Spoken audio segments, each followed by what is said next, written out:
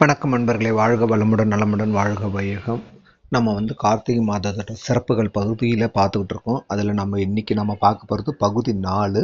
அதுவும் ரெட்டிப்பு பலன் தரும் பிரதோஷ விரதம். இப்போ தான் நான் ஏற்கனவே சோமவார விரதம் போட்டிருக்கேன். அதோட ஏன்னா இந்த வருஷம் நமக்கு ஆரம்பிக்கிறதே கார்த்திகை மாதம் ஆரம்பிக்கிறதே சோமவார விரதம் தான்.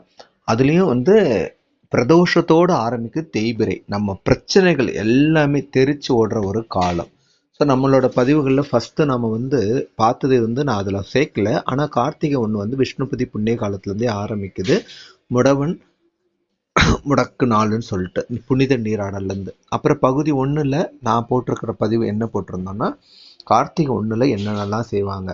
புனித நீர்நிலைகள் நீராடுறது, முடவன் முடக்கு நாள் அன்னிலேருந்தே ஆரம்பிச்சிடும். ஐயப்ப பக்தர்கள்லாம் மாலை சூடும் நாள். அப்புறம் இந்த மாதம் முழுவதுமே விளக்கு ஏற்றணும்னு சொல்லியிருந்தேன். ஏன்னா அது விளக்கிடும் மாதம். இந்த மாதிரி பல தகவல்களை அதில் ஷேர் பண்ணுதோம். பகுதி 2ல் கார்த்திகை 1ல் எப்படி மாலை போடணும், யார் மாலை போடணும், எப்படி மாலை யார் போட்டாங்களோ அது யார் கழட்டணும், அதே மாதிரி மொத்த புனித பயணம் போயிட்டு ரிட்டன் வர வரைக்கும் என்னென்ன செய்யணும், என்ன செய்யக்கூடாது, வீட்டில் கடைப்பிடிக்க வேண்டியது, கோயிலில் கடைப்பிடிக்க வேண்டியது எல்லாம் போட்டிருந்தோம்.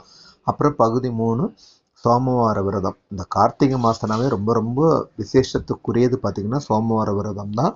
அது இப்போ தான் பதிவும் போட்டிருக்கோம். அது சில பேர் ஆடி மாதம் ஆரம்பித்து கார்த்திகையோடு முடிப்பாங்க. தொடர்ந்து 1008 சுற்றுவாங்க. பகுதி 4 இப்போ நாம் பார்க்க போகிற பதிவு பகுதி 4. இது என்னென்னா பிரதோஷ விரதம். இதுவும் ரெட்டிப்பு பலன் தரும். ஏன்னா இதை வர்றதே முதல்ல ஆரம்பிக்கிற கார்த்திகை ஒன்றே இதில் சோமவாரத்தில் ஆரம்பிக்கிறதுனால அன்னைக்கு பிரதோஷ விரதம் இருக்கிறவங்க எல்லாருக்குமே சோமவாரம் இருந்த பலனும் சேர்த்து கிடைக்கும். அதனால தான் அது ரெட்டிப்பு பலன் நம்ம சொல்கிறோம். கடன் பிரச்சனைக்கு இப்போ தான் நம்ம பலன் தரும் பதிகங்கள் போட்டிருந்தோம். ஆனால் ஒவ்வொருத்தரும் ஒவ்வொரு கடவுளை விரும்புவாங்க இல்லையா? அப்போ முருகப்பெருமானுக்கு அந்த பதிவுகள்லாம் செட் ஆகும். இல்லை நான் சிவபெருமானை தான் கும்பிட்றேன்றவங்க இந்த பதிவு ரொம்ப ரொம்ப அவங்களுக்கு முக்கியமாக இருக்கும். ஏன்னா பிரதோஷம், அதாவது அனைத்து வகையான தோஷங்களையுமே விளக்கக்கூடியது அந்த பிரதோஷ விரதம். அது மட்டும் இல்லாமல் கடன் பிரச்சனைக்கு ஒரு நிரந்தர தீர்வு கிடைக்கணுமா, அது பிரதோஷ விரதம் இருக்கிறவங்களுக்கு கண்டிப்பாக கிடைக்கும்ன்றது ஒரு எழுதப்படாத விதினே சொல்லலாம். அப்படிப்பட்ட அந்த அளவுக்கு அந்த பிரதோஷ விரதம் ஏன்னா சாதாரணம் இல்லை. பிரதோஷத்துக்கு நமக்கு பல காரணங்கள் எல்லாருக்குமே தெரியும். நம்ம சேனல்லையும் போட்டிருக்கோம். ஏன் அந்த பிரதோஷ காலம், எந்த நேரம் எல்லாமே நம்ம இந்த பதிவுகளில் பார்க்கலாம். ஏன்னா சிவபெருமானும் அம்பாளும் இணைந்து நமக்கு வரம் தரக்கூடியது தான் இந்த பிரதோஷ விரதம். எப்படி ஏன் அவங்க இணைஞ்சு வர தராங்க அப்படின்னு பார்த்தோம்னா, இதுக்கு நம்ம பல காலங்கள் பின்னோக்கி போகணும். எப்போ, அதாவது பார்க்கடல் நம்ம ஒரு பதிவு போட்டிருந்தோம். அதாவது இந்திரன் சாபத்தினால எல்லாருமே முதியவர்கள் தோற்றம் அமையுது. அதுலேருந்து விமோச்சனம் பண்ணா அவங்களுக்கு அமிர்தம் தேவைப்பட்டுச்சு. அப்போது அமிர்தம் கடையணும் இல்லையா? அமிர்தம் இவங்க ஒருத்தரால் மட்டும் கடைய முடியாது. அதனால் வாசுகி பாம்பை மத்தா வச்சு அந்த மத்து மலையை கடையிறாங்க. கடையிறது யார்? அசுரர்களும் தேவர்களும் போட்டி போட்டு கடையிறாங்க. அமிர்தம் வருது. ஆனால் அமிர்தம் வரத்துக்கு முன்னாடி என்ன தெரியுமா வந்தது? முதல் ஆழகால விஷம்தான் வந்தது. அந்த ஆழகால விஷத்தை என்ன பண்ணுறது? யாரும் குடிக்க முடியாது இல்லையா? அமிர்தம் எல்லாரும் சாப்பிட்ருப்பாங்க. பார்த்தாங்க தேவர்கள். நேராக சிவபெருமான்கிட்ட போய், எம்பெருமானே, நாங்கள் பார்க்கடலை கடைந்தோம், அதில் முதல் பொருள் உங்களுக்கு உரித்தாகுன்னு சொல்லி கொண்டு போயிட்டு அந்த ஆழகால விஷத்தை சிவபெருமான்கிட்ட கொடுக்குறாங்க. அவரும் என்ன பண்ணுறாரு? தேவர்களை காக்கணும், மக்களை காக்கணும், அந்த விஷத்தை தானே அருந்துறாரு. என்ன பண்ணுறது? ஆனால் அதுக்கப்புறம்தான் அந்த அமிர்தம் கிடச்சிது. அந்த அமிர்தத்தை போய் தேவர்கள் சாப்பிட்றாங்க. ஆனால் அடுத்த நாள் தான் தெரியுது, விஷத்தை உண்ட சிவபெருமானுக்கு ஒரு நன்றியுமே சொல்லலேன்னு சொல்லிட்டு அவங்க திருப்பி போய் அதை மறந்து மன்னிப்பு கேட்டு அவங்க வேண்டுறாங்க. அவர் அந்த விஷத்தை அருந்தினார் பார்த்தீங்களா? அந்த அருந்தின காலம்தான் பிரதோஷ காலம். எப்பவுமே பார்த்தீங்கன்னா பிரதோஷம் வர அன்னைக்கு மாலை 4:30 to 6 மணி. இதுதான் அந்த பிரதோஷ காலம். சிவபெருமான் அந்த ஆழகால விஷத்தை அருந்தினார். ஆனால் அம்பாள் என்ன பண்ணுவாங்க? ஐயோ, சிவபெருமான விஷத்தை அது உள்ளே போயிட்டாலும் பிரச்சனை, வெளியில் வந்தாலும் பூமியில் இருக்கிற மக்கள் தாங்க மாட்டாங்க இல்லையா? அதனால் அப்படியே அம்பாள் என்ன பண்ணாலாம், சிவபெருமானோட கழுத்தை அப்படியே வருடி விட்டாலாம். அம்பாள் கைப்பட்ட விஷம் என்ன? எதுவாக இருந்தாலுமே அப்படியே அது வந்து அமிர்தமாக மாறிடாதான் என்ன, அப்படியே அது கை வச்சு வருடி கொடுக்க கொடுக்க அது அப்படியே வந்து அமிர்தமாக மாறுச்சான். இது வந்து நம்மளோட அபிராமி அந்தாதி பகுதியிலே நம்ம போட்டிருக்கோம், அது உங்க எல்லாருக்கும் தெரியும்.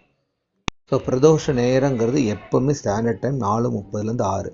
இதில் வந்து இன்னொன்றும் சொல்லுவாங்க, பிரதோஷ நேரத்தில் நாம் வந்து நந்தி தேவரை தான் முதல்ல வணங்கணும். ஏன்னா அபிஷேகம் ஆராதனை முதல்ல நந்தி தேவருக்கு தான் நடக்கும், அதுக்கப்புறம் தான் சிவபெருமானுக்கே நடக்கும். ஏன்னா சிவபெருமான் அந்த நந்தி தேவரோட இரு கொம்புகளுக்கு இடையில நடனம் ஆடுறதா ஐதீகம். நீங்க பார்த்தீங்கன்னா சிவபெருமான்ல மட்டும் நந்தி தேவரோட இரு கொம்புகளுக்கு நடுவுல பார்த்தீங்கன்னா சிவபெருமான் தெரிவார். அப்படிதான் கோவிலோட அமைப்பே இருக்கும். நீங்க எந்த நந்தியிலேருந்து எடுத்து பார்த்தாலும் அப்படியே சிவபெருமான் மொத்த ரூபம், அந்த லிங்க ரூபம் தெரியும். அந்த கொம்புகளுக்கு இடையில தான் அவர் வந்து நடனம் ஆடுறதா ஒரு ஐதீகம். அதனால வந்து பிரதோஷ விரதம் எல்லா வகையான அதோஷத்தையும் விளக்கும், எல்லா வகையான கழுத்தை நெருக்கக்கூடிய பிரச்சனையும் விளக்கும். அதுக்கு உண்டான வழிபாடு முறைகள் எப்பவுமே சொல்றது தான். எந்த வழிபாடுனாலும் நம்ம காலையில இந்த கார்த்திகை மாசம் எப்படியும் நம்ம விளக்கு ஏற்ற போறோம். நிலவாசலுக்கு வெளியில 2 விளக்கு ஏற்றணும். அது வந்து எப்படி மார்கழியில் செய்யணுமோ அது வந்து கார்த்திகையில நம்ம ஆரம்பிச்சிடலாம். 2 விளக்கு எப்பவுமே ஏற்றுங்க. வெளியில ஏற்றிட்டு தான் பூஜை ரூம்ல ஏற்றணும். பூஜை ரூம்ல ஏற்றிட்டு வெளியில ஏற்றக்கூடாது. ஏன்னா பூஜை ரூம்ல ஏற்றிட்டு வெளியில ஏற்றும் போது உள்ள இருக்கிற சக்திகள் வெளியில போறது ஐதீகம். வெளியில ஏற்றிட்டு உள்ள ஏற்றும் போது வெளியில இருக்கிற நல்ல சக்திகள் வீட்டுக்குள்ள வர்றதா நம்ம அழைக்கிறதா ஐதீகம். இதுதான் அதோட தாத்பரியம். ஸோ ஒவ்வொரு பிரதோஷ அப்பவும் நாம் எதனால விரதம் இருக்கிறோன்னா, நம்மளோட வாழ்க்கையில நிரந்தர கடன் பிரச்சனைகள், அதாவது கழுத்தை நெரிக்கக்கூடிய பிரச்சனைகள் எதுவாக இருக்கிறோம், எங்களுக்கு இந்த பிரச்சனையிலேருந்து விடுபடவே முடியல, அப்படிதான் வந்து சோமவார விரதம், அதுவும் சிவனுக்குரியது தான். அதே மாதிரி சிவனுக்குரியது தான் அது பிரதோஷ விரத காலமும். ஸோ அவரே அந்த ஆழகால விஷத்தை உண்டவருக்கு கடவுளா இருக்கனால ஒன்றும் ஆகலை, நமக்கும் அந்த ஆழகால விஷ அளவுக்கு பிரச்சனைகள் இருக்கு. அது எல்லாமே தேஞ்சு போகணும்னா பிரதோஷ விரதம் தாராளமாக இருக்கலாம். ஸோ எப்பவுமே பிரதோஷம் சிவனுக்குன்னா கம்பல்சரி, எப்படி பெருமாளுக்கு துளசியோ சிவனுக்கு வில்வம் இல்லாத எந்த பூஜையுமே நிறைவு பெறாது. அதை நல்லா தெரிஞ்சுங்க. கொஞ்சம் ஒரு வில்வம் பார்த்தீங்கன்னா 3 இலையில இருக்கிறதற்கும் அதே மாதிரி மகாவில்வம் 9 இலையிலையும் இருக்கும். ஸோ வில்வத்தால் அர்ச்சனை. உங்களுக்கு உருவப்படம், நிறைய பேர் லிங்கம் வச்சுக்க மாட்டாங்க வீட்டில், லிங்கம் இருக்கிறவங்க லிங்கம் பண்ணலாம், இல்லைன்னா உருவத்துக்கே அர்ச்சனை பண்ணலாம். ஓம் நமச்சிவாயன்னு சொல்லி 108 தடவை அர்ச்சனை பண்ணலாம். அதாவது வில்வ மாலையும் சாத்தணும், ரொம்ப முக்கியம் தான். எந்தாவது ஒரு நெய்வேத்தியம், வெத்தலை பாக்கு வாழைப்பழம் இல்லை பால் நாட்டு சக்கரை கலந்து வைக்கலாம். நெய்வேத்தியம் இல்லாத எந்த விரதமும் பூர்த்தி ஆகாது. இதில் ரொம்ப முக்கியம், இந்த சோமசூத்திர முறைப்படி பிரதோஷ காலத்தில் சிவனை கும்பிடணும். மற்ற நாளில் எப்படி வேணாலும் கும்பிடலாம், ஆனால் அது பிரதோஷ காலத்தில் ஏன் கும்பிடணும்னா, அந்த விஷம் வந்தவுடனே மக்கள் தேவர்கள் என்ன பண்ணாங்க, இங்கிட்டும் அங்கிட்டும் ஓடுறாங்க. கடைசி வரைக்கும் அவங்களால சிவபெருமானை வந்து பார்க்க முடியல. இப்படி ஓடுறாங்க அப்படி ஓடுறாங்க, சுற்றி ஓடுறதுனால அந்த சுற்றி ஓடினாங்க பார்த்தீங்களா, அதுதான் சோமசூத்திர முறைன்றது. அது என்ன ஆச்சுன்னா, முதல்ல நீங்கள் வந்து நந்தி தேவரை பார்க்கணும். நந்தி தேவரை பார்த்துட்டு சிவபெருமானை கும்பிடணும்.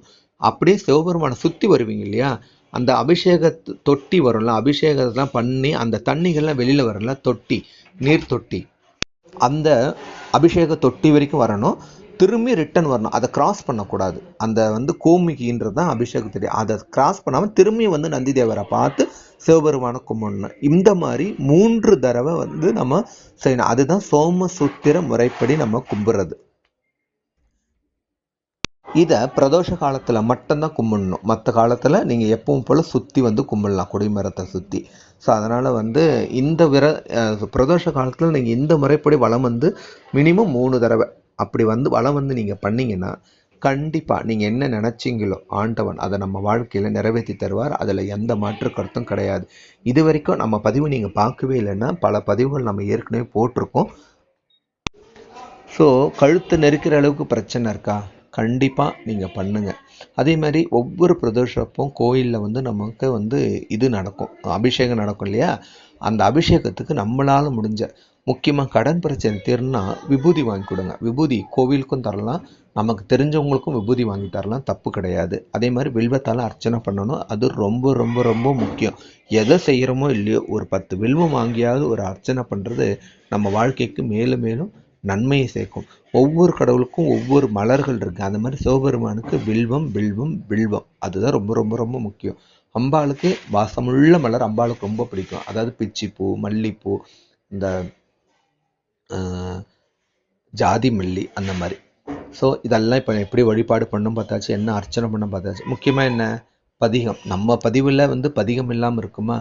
இந்த பதிகம் திருஞான சம்பந்தர் அருளி செய்தது. ஏன்னா அவருக்கு அவ்வளோ பிரச்சனை வந்தப்போ அவரை காப்பாற்றின பதிகம் இந்த பதிகம். இது முழு பாடல். அதில் இந்த ஒரு 4 வரி பதிகமாவது கண்டிப்பாக பாடுங்க. அதுவும் எப்போ 48 நாள் படித்து பாருங்களேன். வாழ்க்கையில் ஏற்படுற மாற்றத்தை நீங்களே கண்கூடாக பார்க்கலாம். மாசில் வீணையும் மாலை மதியமும் வீசு தென்றலும் வீங்கில வேனிலும் மூசு வண்டரை பொய்கையும் போன்றதே ஈசன் எந்தை இனழி நிழலை. இதை தவிர இந்த இடரினும் தளரினும் சொல்லிட்டு ஒரு பாடல் இருக்கு. ரொம்ப ரொம்ப முக்கியமான பாடல். இது நம்ம சேனல்ல தனி பதிவாகவே கொடுத்துருக்கேன். அதாவது பணம் வேணுமா, செல்வம் வேணுமா, இந்த பாடலை பாடுங்க. இடரினும் தளரினும் எனதொரு நோய் தொடரினும் உன்கடல் தொழுவேன் கடல்தனில் அமுதொடு கலந்த நஞ்சை மிடரினில் அடக்கிய வேதினு. எவ்வளோ அழகா இருப்பாருங்க. நஞ்சை அந்த கழுத்தடத்துல அடக்கிய வேதியவன். இதுவோ எமை ஆளுமாறு ஈவதொன்றும் எமக்கு இல்லையே, அதுவோ உனது இன்னருள் ஆவடு துரை அரணே. இதை தவிர ரொம்ப ரொம்ப முக்கியம், சிவவிரதம், சிவவிஷ்ணு எதுனாலும் நம்ம படிக்க வேண்டிய ஒரே இது சிவபுராணம். அது இல்லாமல் இருக்கவே இருக்காது. ஸோ சிவபுராணம் ரொம்ப ரொம்ப ரொம்ப முக்கியம்.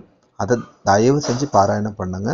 இதெல்லாம் முக்கியமான பதிகங்கள். சிவபுராணம் ஒரு 70-75 லைன்ஸ் இருக்கும். தாராளமாக படிக்கலாம். ஒரு 10 மினிட்ஸில் நீங்கள் படித்து முடிச்சிடலாம். ஸோ கண்டிப்பாக இந்த விரதத்தை நீங்கள் மேற்கொண்டு பாருங்கள். தம்பதி சகேதரா யார்? சிவபெருமானும் உமா மகேஸ்வரி தாயும் நமக்கு ஒன்றாக சேர்ந்து நம்ம என்ன கேட்டோமோ, நம்ம பிரச்சனை கழுத்தளவுக்கு பிரச்சனை இருக்கா, அது எந்த அளவுக்கு பிரச்சனை இருந்தாலும் அதை அப்படியே தேய வச்சு நம்ம வாழ்க்கையில் ஒரு பிடிப்பை கொடுத்து முன்னேற்றத்தை கொடுப்பாங்கிறதுல எந்த ஒரு மாற்று கருத்தும் வேண்டாம். ஸோ பிரதோஷ விரதம் இது வரைக்கும் இல்லாதவங்க இந்த முறையில் இருந்து பாருங்கள். சோமசூத்திர விதிப்படி நீங்கள் சிவனை வலம் பாருங்கள். கண்டிப்பாக சொல்கிறோம், எந்த பிரச்சனையாக இருந்தாலும் மொத்த தோஷத்துக்கும் போகணும்னா இது மட்டும்தான் நிரந்தர தீர்வு. இதை செஞ்சு பாருங்கள். வாழ்க்கையில் கண்டிப்பாக நமக்கு ஒரு முன்னேற்றம் ஏற்படும். இதை எல்லா பிரதோஷமும் பண்ணுங்க. அதுவும் இந்த தடவை அமையிறது கார்த்திகை சோமவார விரதத்தில் தேய்பிரை பிரதோஷங்கனால நம்ம பிரச்சனைகள் அனைத்தும் தேஞ்சி தவிடுபொடி ஆகிறத நம்ம கண் கூட பார்க்கலாம். நம்ம சேனலை இது வரைக்கும் சப்ஸ்கிரைபே பண்ணலாம், சப்ஸ்கிரைப் பண்ணுங்கள், ஷேர் பண்ணுங்கள், உங்கள் ஃப்ரெண்ட்ஸ் அண்ட் ஃபேமிலிக்கு அனுப்புங்க. ஏன்னா இது அவங்களும் தெரிஞ்சு பயனுள்ளதாக இருக்கிறது. இதுவும் ஒரு வகையான தர்மம், தானம் தான். நன்றி, வணக்கம்.